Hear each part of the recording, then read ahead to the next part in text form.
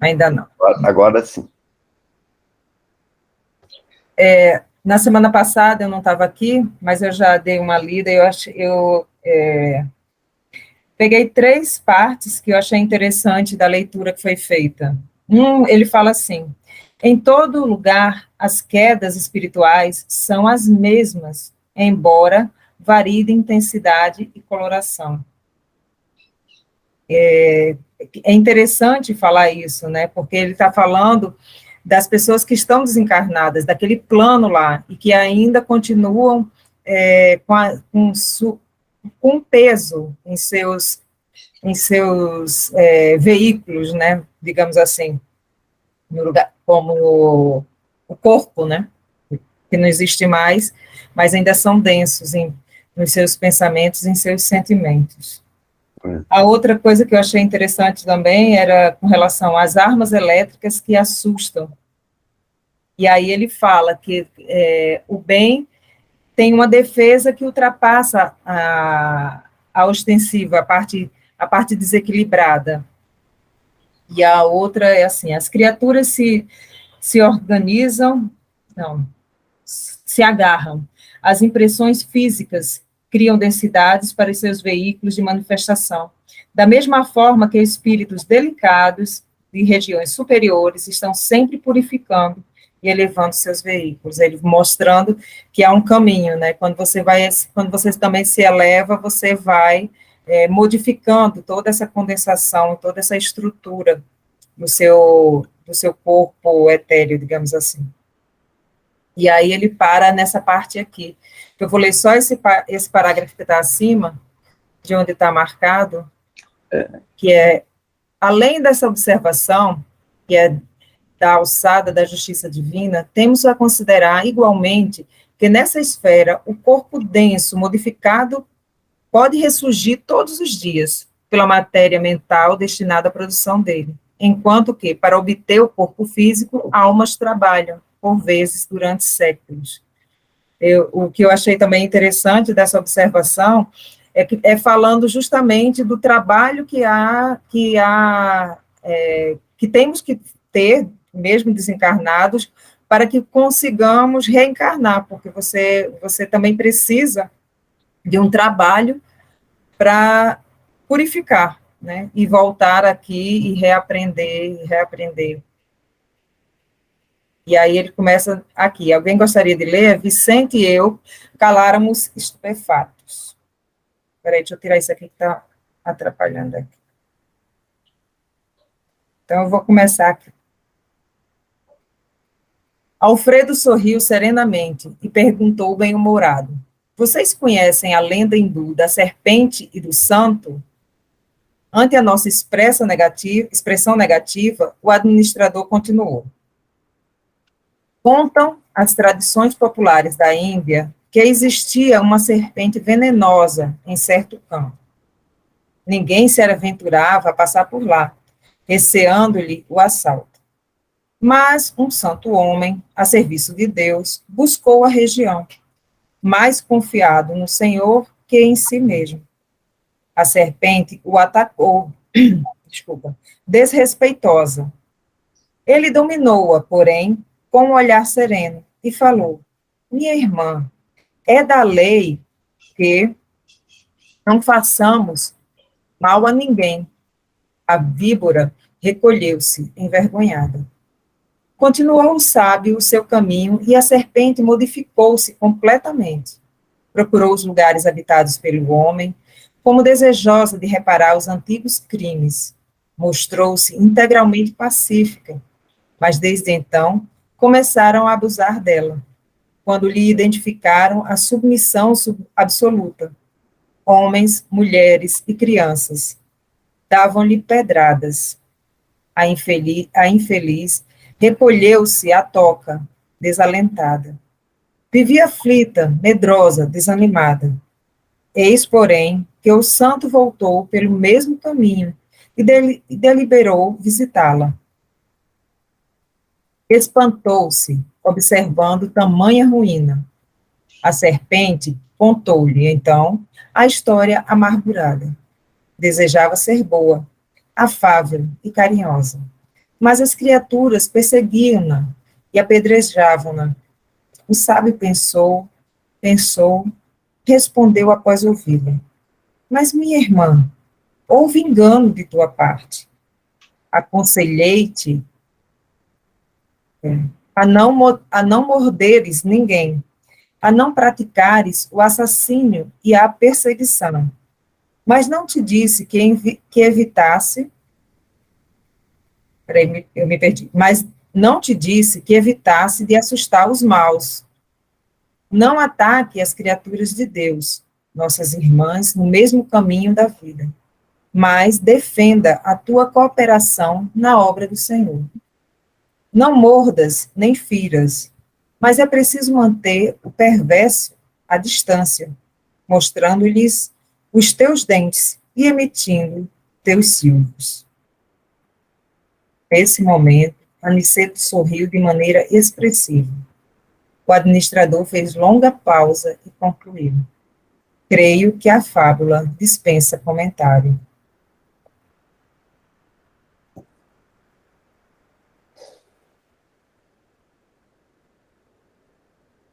Se juntar com a leitura de ontem, que foi sobre a generosidade, né?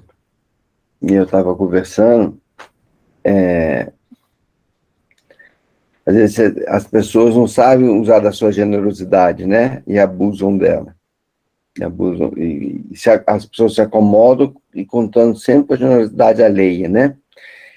E acha que a gente sempre acha merecedor, né?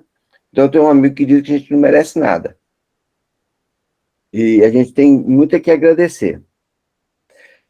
Quanto à serpente, e você relembrou bem, Sani, no início, antes da leitura de hoje, né, dos canhões que emitiam energia para afastar o mal. Eu comentei na reunião passada que nós temos esse canhão, que é o bem. Né? O bem, ele nos protege, ele ataca. Né? O bem, ele tem uma ação, não é um bem passivo, o bem em ação, né? Um amor em ação. Tem um filósofo, às vezes, que falou que Deus é amor em ação.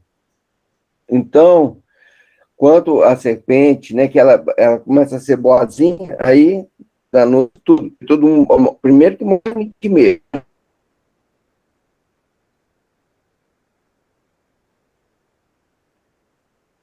O que não atacava, aí começa a abusar. Manter como Jesus tinha, pega o chicote os mercadores do mercado, né? Mas o equilíbrio, sempre é o equilíbrio, né? Sempre o equilíbrio. O bem praticado. O bem praticado, correto. Deixando o outro crescer e desenvolver. E nos defender sempre mantendo a nossa postura, o nosso superior, né? Acho que é por aí. Fazer isso sem se alterar, né? Como Jesus, ter a firmeza, né? A firmeza e a certeza, né? De estar vivendo a verdade, de estar vivendo a justiça, de estar vivendo as coisas da mais, assim, perfeita harmonia, de que quando eu falo também, mesmo eu falando de uma forma mais dura, né? Não quer dizer que eu tô sendo rude, mas assim, essa confiança, né, e não se envolver, né, esse que é o nosso grande aí trabalho, porque às vezes a gente vai falar as coisas, mas aí você já entrou aí eu volto naquela questão da flecha, né, a pessoa emitiu uma coisa, o que a emissão, aquela flecha que veio até você, te causou, não a pessoa, mas se te causou alguma coisa é porque, né, você tem alguma ressonância com aquilo. Então, quando eu estou na minha tranquilidade, na minha serenidade, eu posso tomar as atitudes sem me envolver, manter essa paz, né, a paz do Cristo, a graça, e tomar as atitudes corretas, né, da forma que tem que ser, né. É essa lição desse sábio aí. Bom, então vamos lá. Só um minutinho, depois a gente vai lá. Fidel Castro já dizia, há que endurecer, porém sem perder a ternura. E é exatamente isso. As pessoas acham que só a bondade resolve tudo. E, às vezes, esses espíritos, que é o caso, né, que o livro retrata, que são espíritos que estão tão arraigados nos sentimentos, nas sensações terrenas, eles estão tão ligados nesse tipo de sentimento desarmônico, desequilibrado, que não tem como conversar com eles, não tem como envolvê-los apenas em boas vibrações. É preciso de uma certa dureza, mas sem perder a compaixão e a ternura. Mas há de ser duro. E eles só compreendem, é como uma questão de um grupo desequilibrado que parte para agressão e força, ele só recua diante do medo de algo mais poderoso que ele. E é esse o sentimento que é imposto a eles, com carinho, com amor, mas é exatamente isso. Mostrar que eles não são tão fortes assim, e é imposto medo a eles. Quando descreve os canhões que causam a impressão de morte, é justamente isso, alguma coisa que eles temam, porque não tem nesses grupos muito grandes que atacam colônias, que atacam grupos, não tem como você tentar apenas envolvê-los, que não tem tempo para se perder por causa da tarefa que tem que ser feita, e eles não estão com propensão nenhuma a isso. Então tem que ser duro, realmente duro. E a oração, essas coisas todas, são muito úteis na nossa proteção. Mas, de forma alguma, você entrar num estado vibracional elevado, se cercar de bons elementos, de bons espíritos, serve para atacar um espírito que está tentando te desequilibrar. No máximo, evita que ele chegue até você, mas não causa um efeito negativo nele, como é o que está sendo descrito aqui. Que para que eles recuem, eles têm que sentir algo negativo e sentir a sua própria fraqueza. Sim. Só no lugar da palavra dureza, eu acho que é firmeza, né? E firmeza de propósito. Por exemplo, eu imagino você numa aula com 50 alunos, né? Que 50 daqueles meninão ali, tudo cheio de energia e tal. Se não tiver firmeza, você não conduz, né? É firmeza com propósito, pro bem deles mesmo. Exato. E assim, nunca tive pensando nisso, né? Assim, esses descontroles de ficar. Já vi várias situações acontecendo, as pessoas falam, esses meninos batem, esses meninos cospem, esses meninos chutam. Eu falo, mas depende do que eles estão recebendo, né? Os pequenos lá eram mais. Eu lembrei dessa história e daquela outra do escorpião. Vocês lembram dessa história? Do sapo? Do sapo? Não.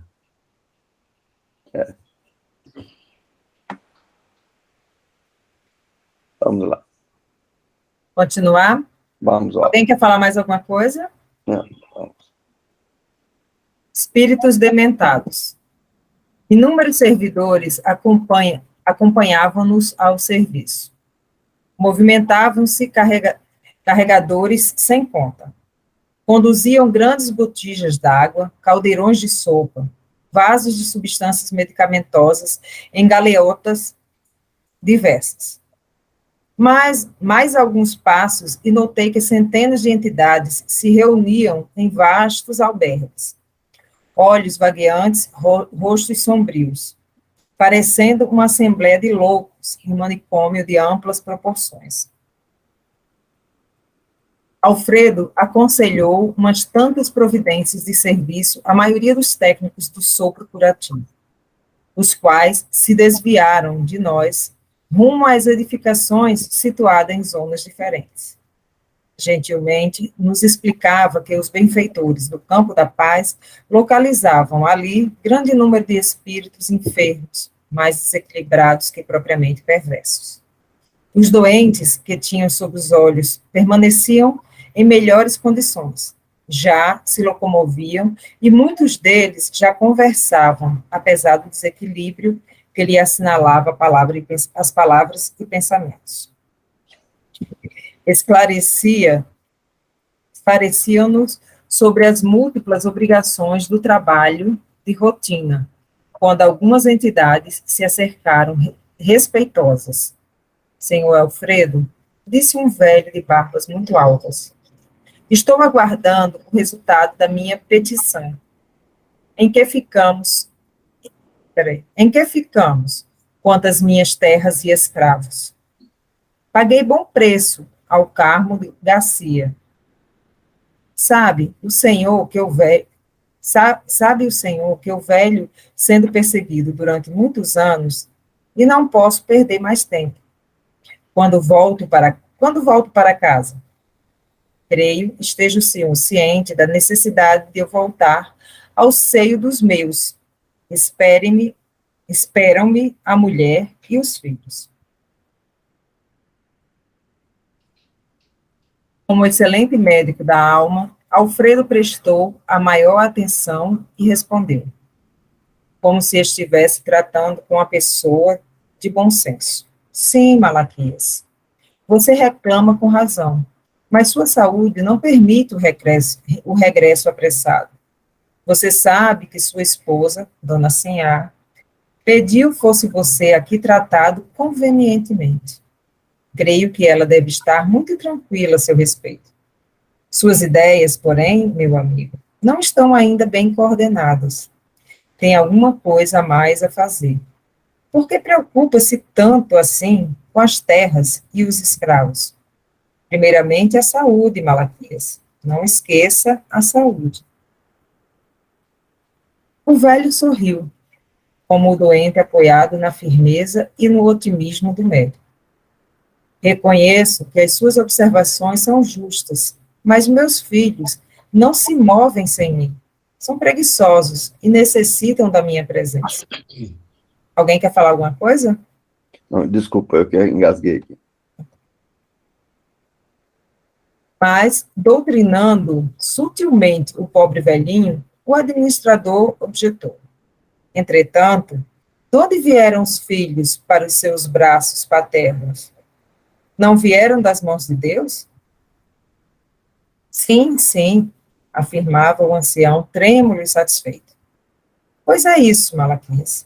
Chegam instantes na vida em que precisamos devolver a Deus o que a ele pertence. Além do mais, seus filhos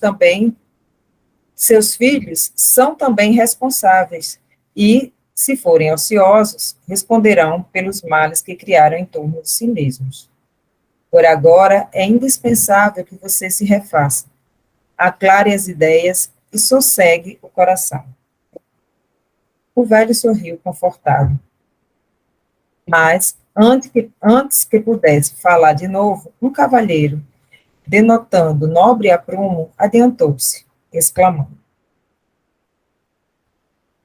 E a solução do meu processo, senhor Alfredo? Sinto-me prejudicado pelos parentes de má fé. Minha parte na herança dos avós é cobiçada pelos primos.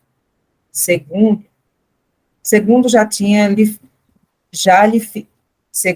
lhe fiz ver, meu quinhão é superior aos demais. Soube, todavia, que o Visconde de Cairu interpôs toda a sua influência contra mim. Ninguém ignora tratar-se de um grande velhaco, que não poderá ele fazer com as artimanhas políticas. Está mal informado a meu respeito. O senhor enviou meu pedido ao imperador? Já expedi a mensagem, esclareceu Alfredo, com carinho fraternal. O imperador certamente levará em conta a solicitação.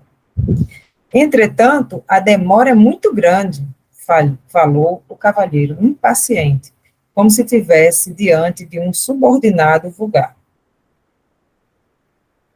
Mas, meu caro Aristarco, respondeu o administrador, muito calmo, Acredito que você está sendo experimentado para conhecer a grandeza da herança divina, que valem os patrimônios terrestres ante os patrimônios imperecíveis.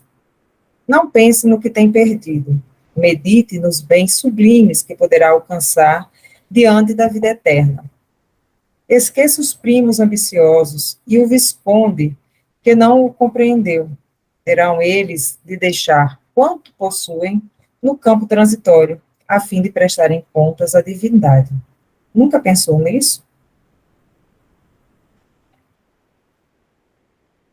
Aristarco pareceu perder, por momentos, a inquietação e sorriu francamente, e respondeu: é verdade, os tratantes morrerão. Uma senhora, mostrando-se aflita, pôs-se à nossa frente e interpelou, altiva: Senhor Alfredo, peço-lhe, não me retenha aqui. Meu marido é nosso próprio adversário. Prometeu perseguir as filhas, tão logo me ausentasse de casa. Aqui permanecendo, estou certa de que ele nos dissipará os bens, desmoralizar-nos o nome. Por favor, autorize o meu regresso. O coração me diz que as filhinhas estão desesperadas.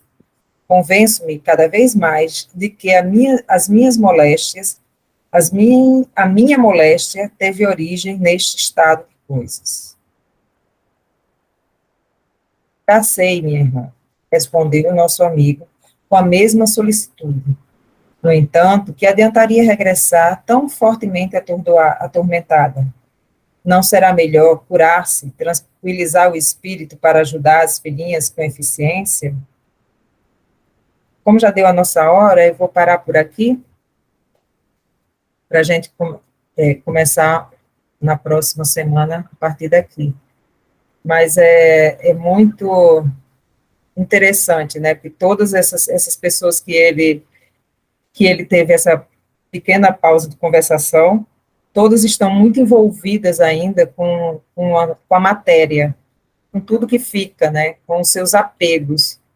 Como é interessante, e ele sempre falando de forma muito amorosa com todos eles. E a gente